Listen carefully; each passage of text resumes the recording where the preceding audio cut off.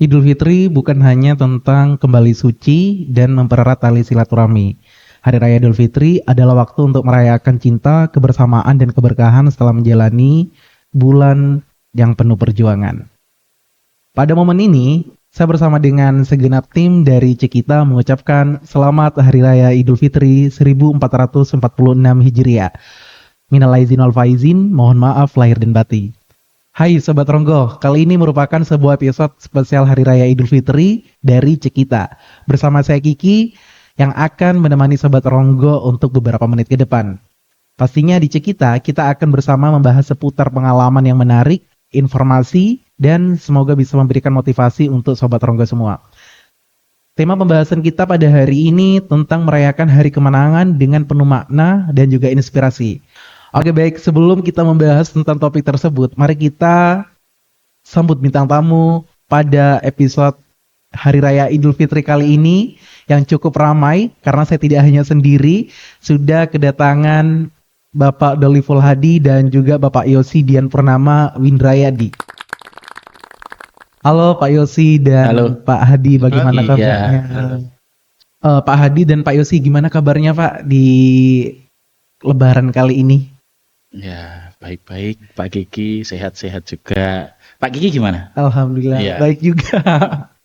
Kalau dari saya ya alhamdulillah baik. Alhamdulillah ya. Sehat ya. Berarti ini Masih mudik. momen bahagia Pak Kiki. Oh, momen bahagia ya, momen betul-betul. bahagia, masih Idul Fitri kita. Iya, berarti ini terima kasih sebelumnya udah saya ucapkan udah datang di kesempatan episode Lebaran kali ini karena di tengah kesibukan yang lain kumpul dengan keluarga begitu ya, bapak-bapak hadir di sini untuk bersama dengan saya memberi informasi dan juga wawasan kepada sahabat Ronggo di luar sana. Nah, karena hari ini kita berbicara mengenai momen Lebaran, Pak. Jadi apa saja sih yang perlu disiapkan dalam merayakan hari kemenangan untuk menurut Pak Hadi dan juga Pak Yosi? Pak Hadi dulu ya. Oh, saya dulu. Iya. Oke. Sebelum saya menjawab apa yang perlu disiapkan ya, saya mau sedikit cerita saja terkait dengan Idul Fitri. Jadi Idul Fitri itu awal mula terjadi adalah tahun kedua bulan Hijriah, tahun kedua pada tahun Hijriah. Jadi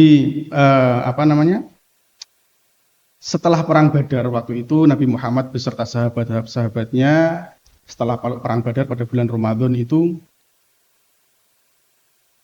melakukan atau melaksanakan Idul Fitri, tepatnya tahun kedua di tahun Nabi Muhammad melakukan hijrah ke Madinah.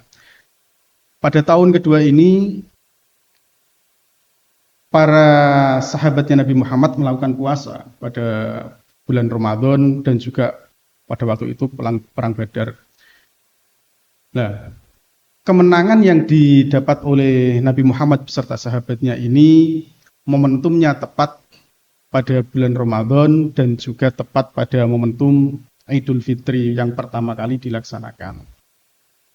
Dan pada tahun-tahun itu juga sejarahnya itu di bangsa Arab, di Arab Jahiliyah itu kan mereka itu punya 2 hari raya yang 2 hari ini itu dirayakan dengan berfoya-foya seperti mabuk-mabukan. Pada Arab Jahiliyah zaman dulu itu seperti mabuk-mabukan, berjudi dan sebagainya. Nah, oleh Nabi Muhammad, bagaimana orang Arab supaya tetap bisa bersenang-senang, tapi momentumnya adalah momentum kemenangan, momentum hari raya itu. Jadi asal-usulnya sebenarnya seperti itu. Nah, terkait dengan apa yang perlu disiapkan, sebenarnya umat Muslim itu yang pertama kali kita siapkan adalah hati. Hati, rendah hati, tawadhu, menerima pengakuan itu adalah yang harus disiapkan oleh umat Muslim. Kenapa seperti itu? Karena momen Idul Fitri, kata Idul Fitri itu, idun itu sebenarnya kalau kami dalam Islam itu adalah bahasa awalnya adalah audun atau kembali. Idul Fitri berarti artinya kembali fitri. Kenapa dikatakan kembali fitri itu? Karena kami umat Muslim itu sudah melakukan puasa dan melakukan silaturahim, bermaaf-maafan, saling memaafkan, saling melakukan bahwa kita ini banyak salah, terus menerima kesalahan orang lain, memaafkan kesalahan orang lain. Artinya Idul Fitri, kembali fitri itu adalah kita ini sebagai hamba yang awalnya harusnya adalah manusia itu adalah berpenduduk surga, hamba yang dari surga. Artinya Idul Fitri adalah kembali ke surga, kembali kosong, kembali suci. Nah, syarat orang untuk masuk surga itu adalah salah satunya harus saling memaafkan, baik itu sesama muslim maupun dengan non-muslim. Artinya tidak boleh ada rasa saling benci, tidak boleh ada bermusuh-musuhan dengan siapapun itu. Makanya Idul Fitri itu setelah kita puasa selama satu pun di bulan Ramadan, Idul Fitri itu kembali fitri. Maka yang perlu disiapkan yang pertama kali ketika kita mau menginjak Idul Fitri adalah hati kita terkait dengan pengakuan yang sudah kita latih selama bulan Ramadan itu. Oke, baik. Jadi dalam momen persiapan untuk hari kemenangan itu adalah hati, Pak ya. Ya, betul. Jadi Sobat Ronggo, sebelumnya kita belum kenalan lebih lanjut karena kan di sini sesuai dengan tema ya, kita di hari kemenangan. Jadi narasumber kita atau bintang tamu kita ini ada dua, artinya satu dari agama Islam, satu dari agama Kristen atau saudara kita non-Muslim yakni Pak Yosi. Nah, hadirnya dua orang ini nanti akan ngebahas bagaimana sudut pandang dari keduanya yang pasti tetap mengedepankan nilai-nilai kemanusiaan dan juga solidaritas yang tinggi terhadap sesama saudara ya. Kalau tadi Pak Hadi sudah menjelaskan persiapan Idul Fitri dari secara sudut pandang Islam. Nah, kalau Pak Yosi sendiri Pak, karena kan kita ketahui di Indonesia ini bukan hanya umat Muslim gitu ya. Ya. Ada dari berbagai banyak agama dan salah satunya ada Pak Yosi di sini yang mewakilkan. Itu bagaimana menurut Pak Yosi terkait persiapan dalam merayakan Hari Kemenangan? Ya. Begitu. Terima kasih Pak Kiki pertanyaannya ya. Secara rutin ya, saya memang mungkin tidak seperti Pak Hadi yang begitu ya mempersiapkan dengan detail seperti tadi. Tapi yang saya persiapkan adalah bagaimana saya juga di dalam saudara Muslim ya merayakan Hari Raya Idul Fitri itu, saya juga sebenarnya sikap saya dan keluarga dari dulu itu selalu ikut merayakan ya, ikut berbahagia juga. Salah satu contoh ya, di mana saya kan pasti pulang kampung. Iya. Di pulang kampung itu di hari raya pertama ya, setelah sholat Id itu saya dan keluarga pasti berkeliling satu desa dan menyalami satu-satu tetangga-tetangga yang merayakan Idul Fitri satu-satu per rumah. Per rumah Pak ya. Per rumah. Dan bagi saya yang yang mungkin secara itu tidak ikut merayakan, tapi saya ikut berbahagia karena ya mereka juga berbahagia, saya juga ikut berbahagia sebagai sikap toleransi sesama warga negara dan juga toleransi antar beragama. Saya juga ikut bersalam-salaman juga, ikut ya mampir dari rumah ke rumah begitu. Jadi yang saya persiapkan juga memang ya mungkin fisik ya yang pertama, karena harus berkeliling dari satu rumah ke rumah yang lain di satu desa itu juga lumayan itu, dan juga ya membuka hati juga untuk saling memaafkan juga seperti kata Pak Hadi tadi. Ya mungkin itu Pak Kiki. Oh, ya. Berarti sikap toleransinya Ya.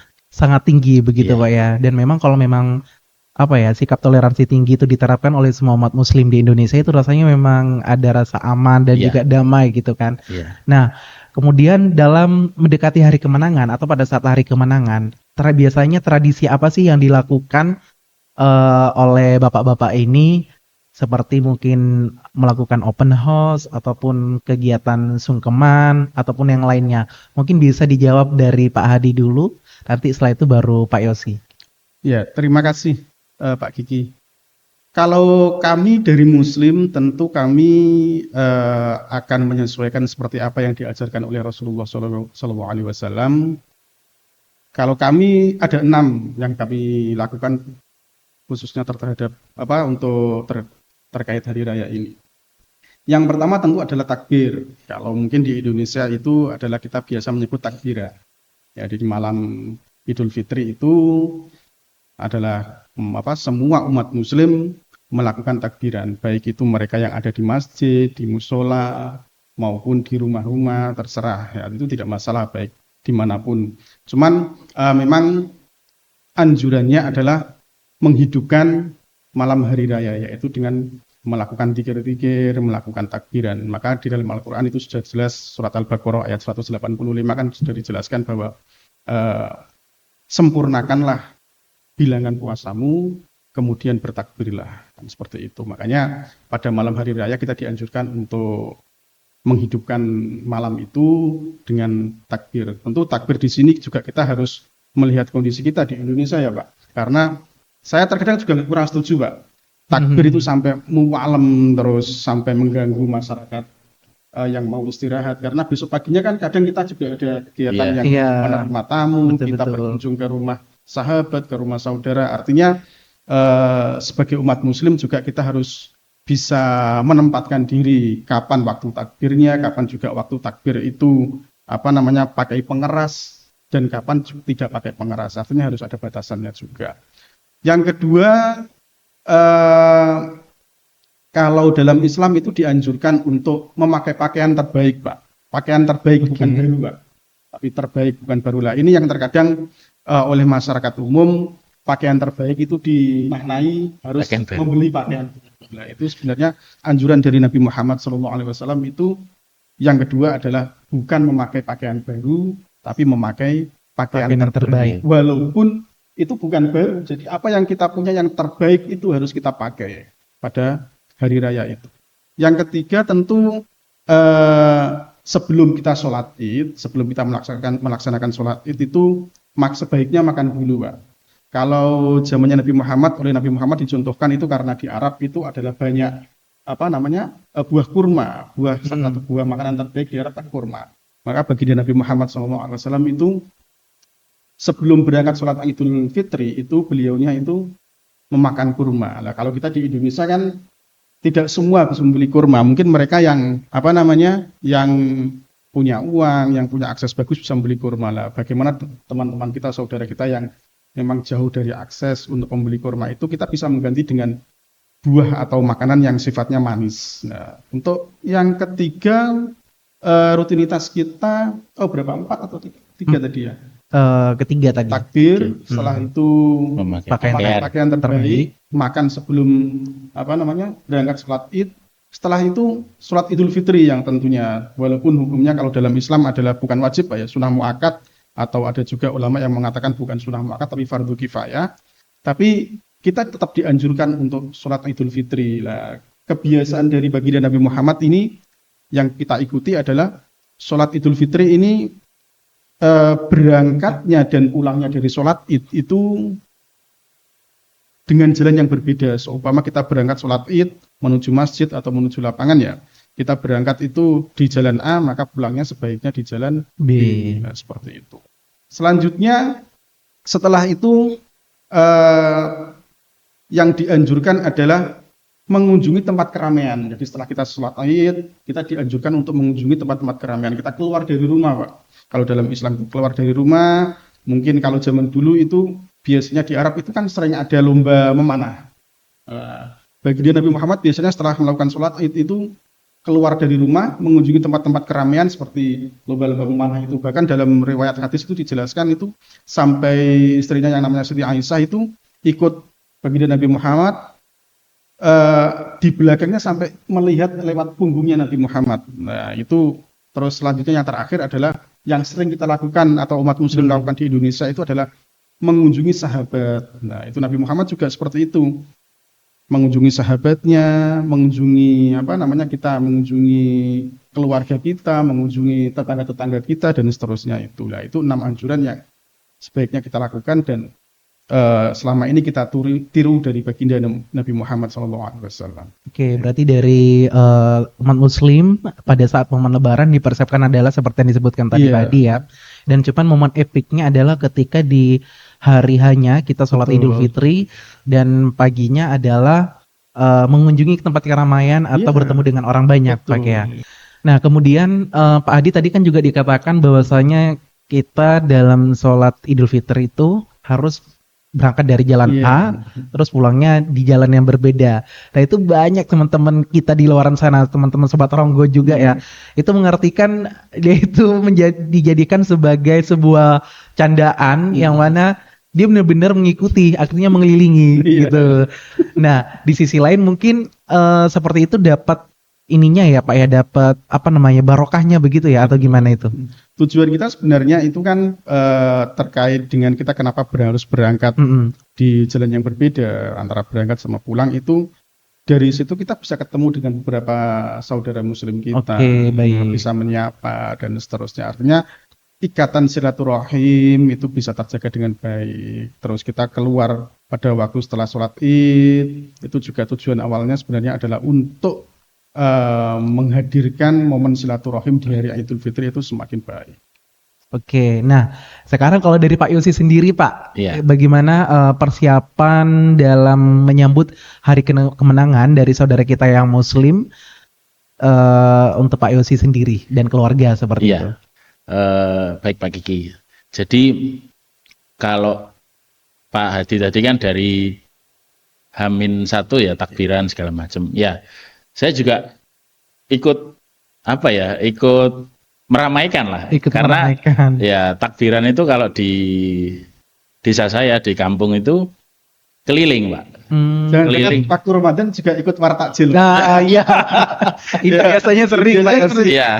Takjil. Iya, jadi Pak Yosi ini yang menghabiskan jajan biasanya. Diborong sama Pak Yosi ini. iya, jadi memang karena toleransinya sangat kuat. Jadi ketika di anak-anak kecil biasanya, kalau zaman dulu kan pakai, kalau bahasa Jawanya namanya oncor itu, obor, Obor Iya. Obor. Zaman dulu tapi sekarang kan sudah tidak ada minyak tanah, jadi agak susah.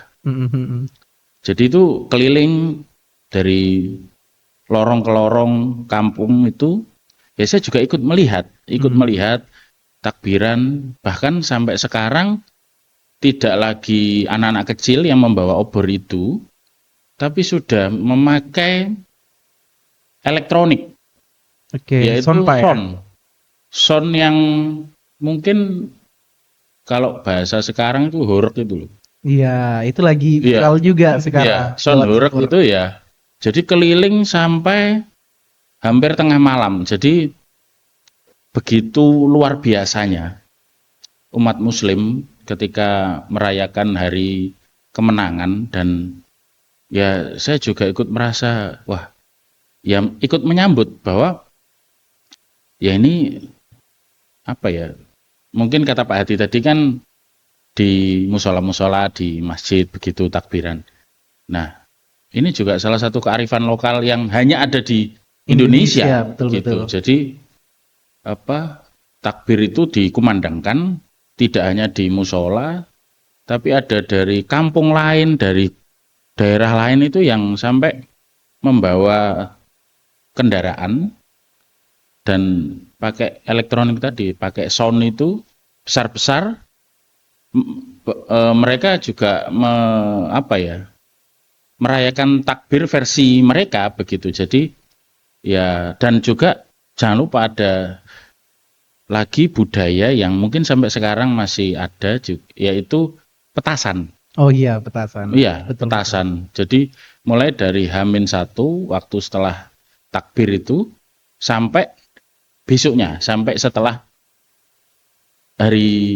setelah sholat Id. Sholat Id. Ya, itu jadi kalau di kampung saya seperti itu. Jadi Lebaran Idul Fitri mulai dari H-1 ya malam takbiran itu sampai hari H sampai besoknya setelah sholat Id seperti itu. Dan mungkin yang kata Pak Hadi tadi, kalau berangkat dari masjid dari jalan A pulang dari jalan B, ya kalau saya ketika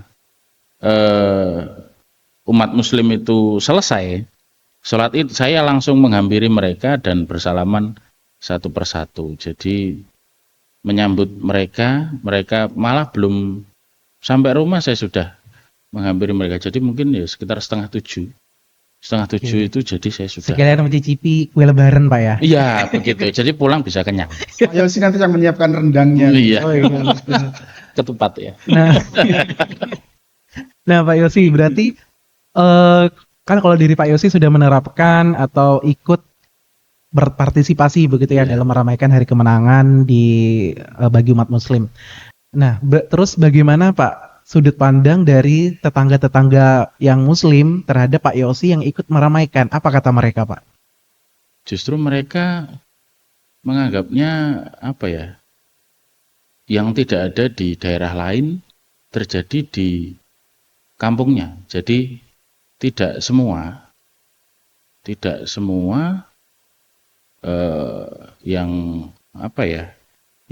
umat yang non muslim ya, umat Kristen atau Hindu atau Buddha yang memang ikut merayakan, tapi di desa saya ikut merayakan, dan itu membuat mereka itu menjadi semakin kokoh gitu rasa persaudaraannya sesama warga negara. Tapi karena bagaimanapun juga kita kan hidup di dunia itu kan memang yang paling utama kan bagaimana hubungan antar masyarakat itu, mungkin lah agama kita, keyakinan kita berbeda, tapi bagaimana kita menciptakan kerukunan, bagaimana kita menciptakan toleransi, rasa saling menghormati antar keyakinan begitu. Jadi kalau tetangga-tetangga malah justru sangat menyambut luar biasa. Dan juga sebaliknya, waktu saya merayakan Natal, mereka yang datang ke rumah saya. Gitu. Jadi istilahnya gantian ya. Betul. Kalau Idul Fitri saya yang ke rumah mereka satu persatu. Kalau saya merayakan Natal ya mereka yang datang ke rumah saya satu persatu. Iya, jadi gantian untuk mencicipi kuenya juga Pak ya. Iya, betul. Karena kan sekarang memang ramai banget. Ketika Natal kemarin juga umat muslim mencari telur ya. Iya, telur apa kayak gitu. Iya. Dan sekarang saatnya yang umat Kristiani atau umat non-muslim wartakjil gitu di bulan Ramadan kemarin ya. Iya. Dan kemudian kayak tadi Pak Hadi juga menyebutkan bahwasanya setelah sholat Id kita adalah ketemu orang banyak begitu ya Pak ya untuk bersalaman. Begitu juga dengan Pak Yosi tadi mengatakan bahwasanya ada son gitu ya untuk meramaikan di hari kemenangan. Nah, apakah tradisi-tradisi itu hanya berlaku bagi kaum muslim Pak Hadi mungkin ya yang bisa bantu jawab, ataukah ini merupakan tradisi yang ada di Indonesia saja? Selanjutnya di Cekita. Bukan halal bihalal, tapi halal bahalal. Itu sama sebenarnya, halal bihalal di situ.